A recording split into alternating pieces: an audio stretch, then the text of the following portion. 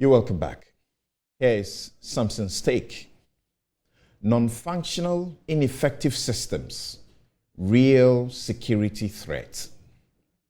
This week, National Security Minister Albert Kandapah told judges that when justice delivery is seen to be ineffective or tainted, the security of the state is in danger. If the interpretation of the law is so much tilted in our favor, all the time, people will start accusing the judiciary and will not have the confidence that they need, unquote. What an unfortunate and embarrassing exhortation. The judiciary is a human institution, and it is public knowledge a few unworthy individuals find themselves on the bench and give the noble institution a bad name. Imagine how judges in that national security strategy policy sensitization meeting felt. I mean, those who keep to their oath of fidelity to the law without fear or favor, ill will, or affection. What was their reaction? Unexpressed, however, to such a call. I get attacked by the unprincipled partisans for defending judges, even though I am not unwise to do so blindly. But why won't the minister fear that our collective security is compromised because a family dispute over a small land took 40-odd years to resolve, and Chief Justice Georgina Wood felt compelled to describe that as a parody of justice? Don't tell me that is an exception. It is as indefensible as it is a blight on the system.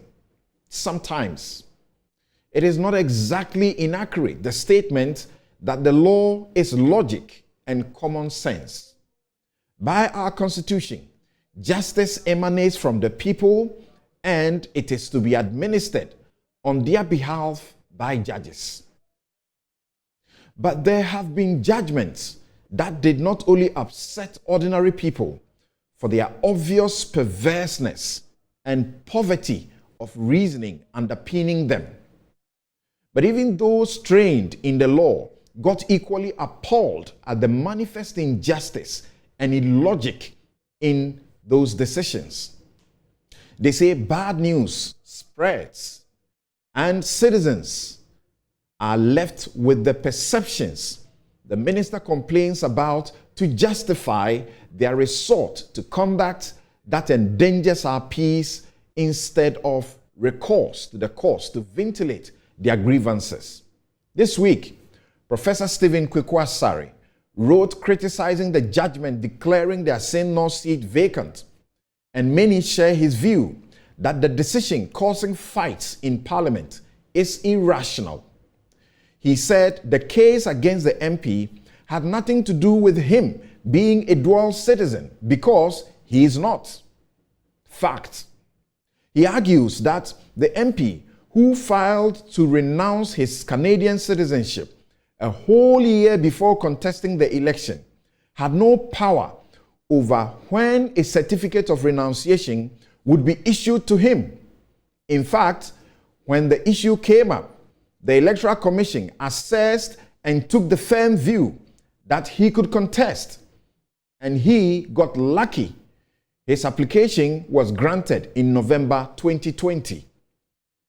He argues that by the time he was elected and sworn in, he had given up his Canadian citizenship and therefore satisfied Article 94 2A of the Constitution that requires that a person shall not be qualified to be a member of Parliament if he owes allegiance to a country other than Ghana, unquote. That is, if the provision had anything to do with dual citizenship at all. He refers to Section 20D of the Representation of the People Law, 1992, PNDC Law 284, to further argue that to cancel the results of an election, it must be proved that the candidate was at the time of his election a person not qualified or a person disqualified for election, unquote. Again, he argues the Supreme Court had held in the Dr. Zanato Rawlings case that the election being referred to is not party primaries, but state-run elections. Professor Asare criticizes the Cape Coast High Court judge for holding that James Jachi Kwesing owed allegiance to another country other than Ghana, and asks if it will make sense to hold the view that the beleaguered MP owes allegiance to Canada, even if his renunciation application was ignored by that country and he had returned their passport and relocated to his constituency. What if Canada passed a law that it no longer allows renunciation of citizenship? If the system works, why should the assessment and the decision of the independent state entity not suffice? After all, it is the body with expertise in the business of elections and must have capacity and competence to examine and pass nominations as being compliant with the law. May he overcome the procedural obstacles in the appeals he has mounted, so that we can benefit from the wisdom of 3, 5, or even more judges to settle this matter, to stop the poison it spreads against the judiciary on account of the decision of a sole judge. Wednesday, I was in the circuit court in Adenta. An accused person got into the dock and complained bitterly that he was being starved in police cells. The judge had to give out money for his feeding until the next court date. I asked the investigator why that was so. He told me that, like many of his colleagues, he does that from his own private pocket. So, the reality is that suspects under his watch will starve if he doesn't have food for them, if he doesn't have money to buy food for them. Dear Minister, the threat to national security is real, not only in an inefficient justice delivery or criminal justice system, but in many sectors. And who is supervising anything for being paid each month without fail?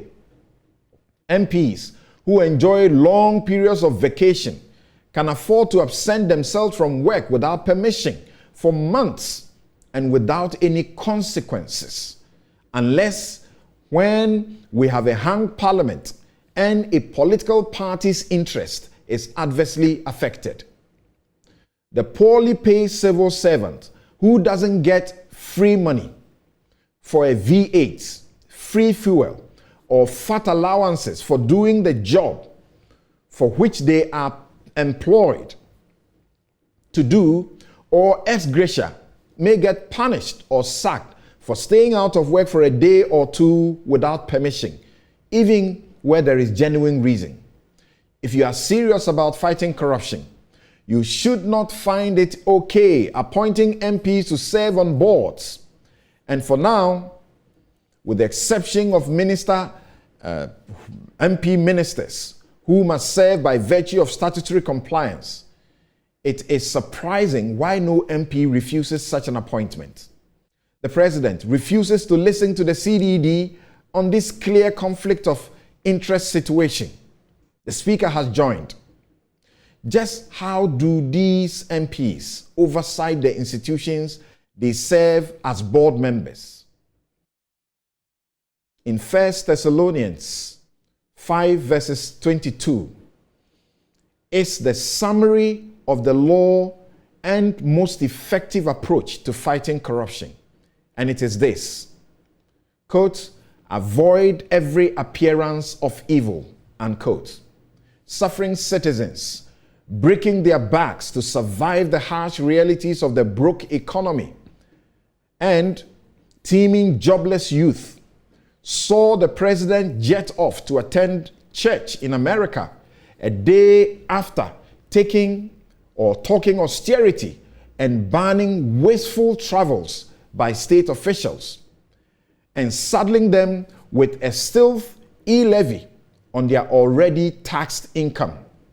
They see the tweets by respected citizens like David Ofosu-Dotte and Bright Simmons. Let the systems work to benefit all, especially the poor and vulnerable. And we would have succeeded in removing or dousing the flames, igniting these threats to national security. And that's my take, with your permission of an extra 3 minutes. We'll be right back.